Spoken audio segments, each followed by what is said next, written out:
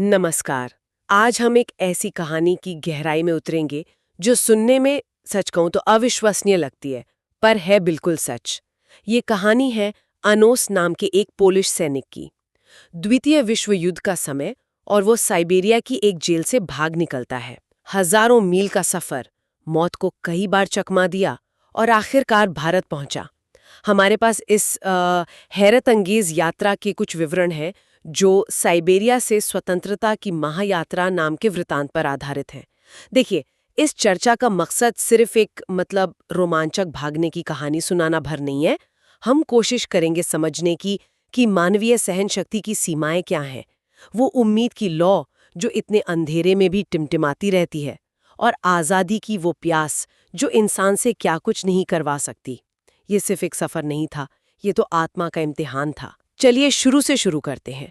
साल 1939, दूसरा विश्व युद्ध शुरू हो चुका है। सोवियत यूनियन ने पोलैंड पर हमला किया और इसी उथल-पुथल में अनोस, जो पोलैंड की सेना में था, वो पकड़ा जाता है। हाँ, और यहीं से उसकी असली मुश्किल शुरू होती है। उसे सिर्फ पकड़ा नहीं गया, जैसे युद्धबंदी होते हैं, बल्कि उस पर जासूसी का झूठा आरोप लगा दिया गया। ओह! ये उस दौर की क्या कहते हैं, एक क्रूर सच्चाई थी। राजनीतिक माहौल ऐसा था, शक और डर का, कि न जाने कितनी जिंदगियां ऐसी बर्बाद हुई। उसे सजा हुई 20 साल की और भेज दिया गया साइबेरिया के एक बदनाम जेल कैंप में। गुलाग में? हाँ, गुलाग, सोवियत संघ के वो कठोर दंड शिविर, बर्फीले इलाके में, जहां इंसान बस एक नंबर बन के रह जाता था। गुलाग, साइबेरिया की वो जेल। उफ, विवरण पढ़ते हुए भी ठंड सी लगती है। एक अंतहीन बर्फीली दुनिया, वहां से भागने का सोचना भी पागलपन ही लगता होगा। लगातार शून्य से नीचे तापमान, वो हड्डियों तक जमा देने वाली ठंड, पेट भरने को ठीक से खाना नहीं, और हर तरफ मौत का डर। कैसे कैसे कोई उम्मीद रख पाता होगा वहां? पर शायद उसी नाउमीदी में भी एनोस को कुछ साथी मिले। जेल के अंदर ही उसकी मुलाकात हुई अलग अलग देशों के कैदियों से। कोई इंजीनियर, कोई किसान, कोई टीचर। भाषाएं अलग थीं, सब अलग अलग जगह से थे, पर आंखों में दर्द एक जैसा था, और एक सपना भी, आजादी। ये बहुत जरूरी बात है।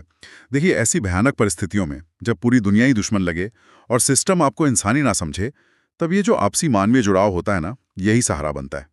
ये सिर्फ एक सपना नहीं था, ये एक दूसरे को हिम्मत देना था, एक दूसरे में इंसानियत देखना था। ये टिके रहने के लिए ऑक्सीजन जैसा था, और एक लक्ष्य के लिए एकजुट होना, चाहे वो कितना भी नामुमकिन लगे, वो अपने आप में एक तरह का प्रतिरोध बन जाता है। और शायद इसी प्रतिरोध ने उन्हें वो हिम्मत दी जिसकी हम कल्पना भी नहीं कर सकते। उन्होंने भागने की योजना बनाई, बहुत ही खतरनाक योजना। इंतजार किया एक भयानक बर्फीले तूफान का। सोचा कि जब प्रकृति का कहर बरपेगा, कुछ दिखेगा नहीं, गार्ड भी छुपे होंगे, तब शायद मौका मिले। और वो रात आई, बर्फ का तूफान पूरी तेजी पर। विवरण बताते हैं कि कैसे कांपती उंगलियों से उन्होंने जेल की बाड़ के तार काटे होंगे।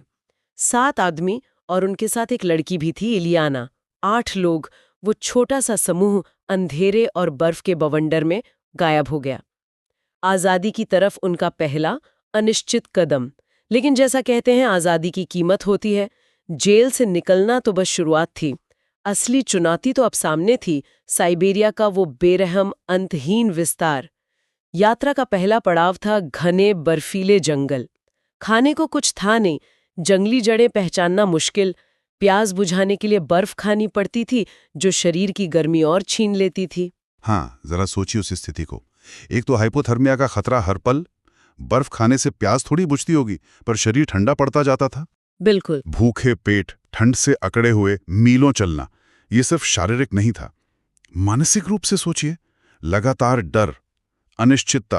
विवरण ये भी बताते हैं कि भूखी भेड़ियों के झुंड पीछे लग जाते थे कई बार। ओह! रातें कितनी भयानक होती होंगी, ठंड, अंधेरा, जंगली जानवरों का डर, हर आहट पर दिल दहल जाता होगा। जीने की जो मूल प्रवृत्ति होती है ना, वो शायद उन्हें जानवरों जैसा ही चौकन्ना और शायद हिंसक भी बना रही होगी। दिन हफ्तों में बदले, हफ्ते महीनों में, पता ही नहीं कितने मील चले होंगे वो। आखिरकार वो साइबेरिया की सीमा पार करके मंगोलिया पहुंचे।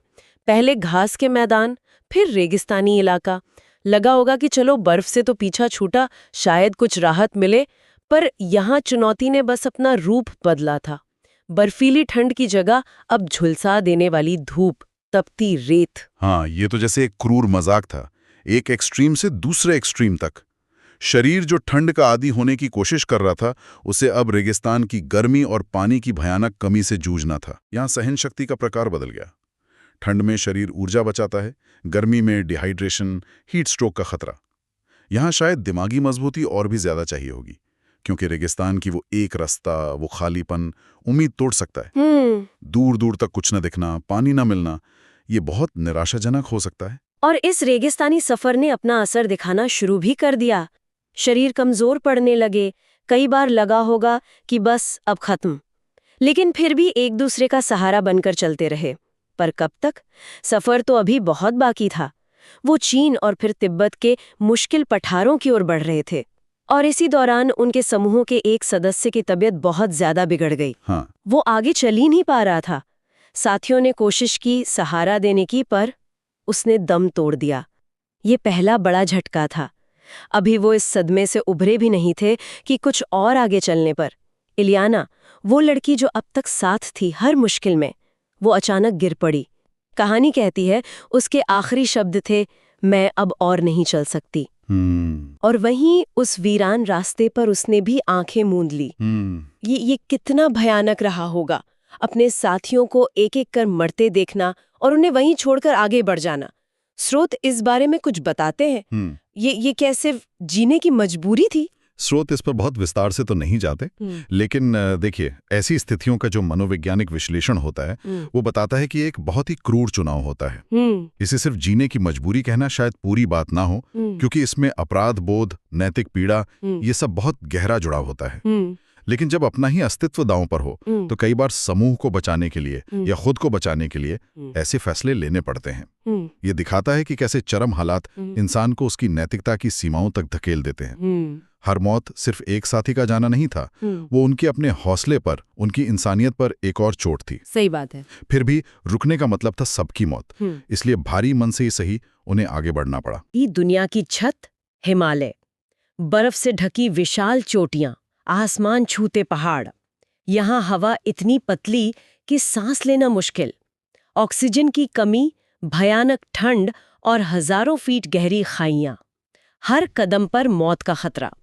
और इस असहनीय ऊंचाई और ठंड ने बचे हुए साथियों की भी हिम्मत तोड़ दी। कुछ और साथी यहीं थककर हार मानकर गिर पड़े, आगे बढ़ने लायक नहीं रहे। जरा सोचिए, हिमालय पार करना आज भी ट्रेन पर्वतारोहियों के लिए भी एक बहुत बड़ी चुनौती है, जिनके पास आधुनिक उपकरण होते हैं, गर्म कपड़े, ऑक्सीजन सिलेंडर, भरपूर खाना। बिल्कुल। और एनेसास और उसके बचे खुचे साथियों ने इसे लगभग खाली हाथ पार किया। फटे कपड़ों में, भूखे पेट, शारीरिक और मानसिक रूप से पूरी तरह टूट चुकने के बाद ये लगभग अकल्पनीय है, किसी चमत्कार जैसा लगता है। हाँ। ये शायद उस बिंदु पर पहुंचना है जहां शरीर जवाब दे चुका होता है, लेकिन जो जीने की वो जो इच्छा होती है ना, वो जिद, वो आपको एक एक कदम आगे बढ़ाती है। शायद उनका दिमाग भी सुन्न हो गया होगा, बस यंत्र की तरह आगे बढ़ रहे होंगे। और फिर आखिरकार वो दिन आया। महीनों की यात्रा, हजारों मील का सफर, साइबेरिया की बर्फ, मंगोलिया की रेत, तिब्बत के पठार, हिमालय के पहाड़, सब पार करके न जाने कितने साथियों को खोने के बाद जो गिने चुने लोग जिंदा बचे थे, वो लड़खड़ाते हुए भारत की सीमा में दाखिल हुए। उनकी हालत ऐसी थी कि कोई भी कह दे कि ये मौत के मुंह से वापस आए हैं। हड्डियों का ढांचा बस, थके हारे, भूखे, मरणासन। उन्हें गश्त करते हुए भारतीय सैनिकों ने देखा, उन्होंने सहारा दिया, खाना दिया, उनकी जान बचाई। कहानी में जिक्र है कि उस पल जब एनोस को यकीन हुआ कि वो सुरक्षित है, आज़ाद है, उसने ऊपर आसमान की ओर देखा और उसके मुंह से बस 2 शब्द निकले, मैं जिंदा हूँ, आज़ाद हूँ। आज़ाद हूँ। लेकिन क्या ये कहानी का अंत था? क्या साइबेरिया से शुरू हुई आज़ादी की तलाश भारत पहुंचकर पूरी हो गई? नहीं, कहानी में अभी एक बहुत बड़ा और शायद सबसे दुखद मोड़ बाकी था। बिल्कुल।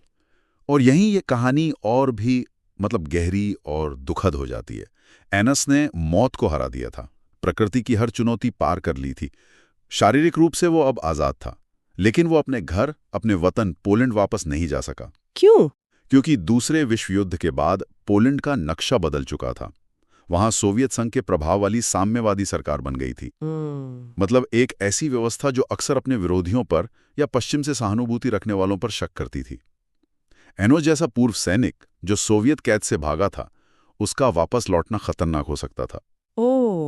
उसे डर था कि उसे फिर से जासूस मान लिया जाएगा या देशद्रोही। तो इसका मतलब जिस आजादी के लिए उसने इतना सब सहा, वो उसे मिली पर अधूरी? हाँ, एक तरह से कह सकते हैं। उसे व्यक्तिगत स्वतंत्रता मिली, पर अपनी जड़ों से जुड़ने की, अपने घर लौटने की आज़ादी नहीं मिली। उसे अपनी असली आज़ादी के लिए, अपने वतन की मिट्टी छूने के लिए 50 साल इंतजार करना पड़ा। 50 साल? 50 साल, ये एक पूरी जिंदगी होती है। सोचिए उन 50 सालों में आज़ादी का मतलब उसके लिए क्या रहा होगा। क्या वो भारत में या बाद में शायद ब्रिटेन में रहते हुए भी कभी पूरी तरह आज़ाद महसूस कर पाया होगा, ये जानते हुए कि उसका घर उसके लिए बंद है। ये जो निर्वासन का दर्द होता है ना, ये शायद शारीरिक कैद से भी ज्यादा गहरा होता है। 50 साल का इंतजार। और फिर 1989 में बर्लिन की दीवार गिरी, पूर्वी यूरोप में साम्यवाद का पतन हुआ, पोलैंड भी आज़ाद हुआ। इसके बाद ही एनोस, जो अब एक बूढ़ा आदमी था, अपने गांव वापस जा सका। विवरण उस पल को बहुत मार्मिकता से बताते हैं जब वो सालों बाद अपने पुराने घर के दरवाजे पर पहुंचा और दरवाजा खटखटाया। दरवाजा खुला और सामने खड़ी थी उसकी पत्नी। वो भी अब बूढ़ी हो चुकी थी। 50 साल बाद का मिलन, जरा कल्पना कीजिए उस पल की। क्या कहा होगा उन्होंने? शायद कुछ नहीं। हाँ, विवरण यही कहते हैं कि दोनों ने बस एक दूसरे को देखा। आंखों में दशकों का इंतजार था, दर्द, यादें और न जाने कितनी अनकही भावनाएं। शब्द जैसे खत्म हो गए थे। वो बस एक दूसरे से गले लगकर रो पड़े। 50 साल की खामोशी जैसे आंसुओं में बह गए। ये कहानी सिर्फ शारीरिक हिम्मत की मिसाल नहीं है। ये मानवीय आत्मा की ताकत, उम्मीद की कभी न मरने वाली शक्ति और स्वतंत्रता के कितने मतलब हो सकते हैं, इस पर एक गहरा चिंतन है। स्वतंत्रता सिर्फ शारीरिक कैद से मुक्ति नहीं है। ये अपने घर लौटना है, अपनी पहचान से जुड़ना है, अपनों के साथ होना है। एनोस की यात्रा हमें सिखाती है कि इंसान मुश्किलों के सामने हार नहीं मानता, लेकिन ये भी दिखाती है कि जीत की कीमत कई बार बहुत भारी होती है और उसका इंतजार बहुत लंबा हो सकता है।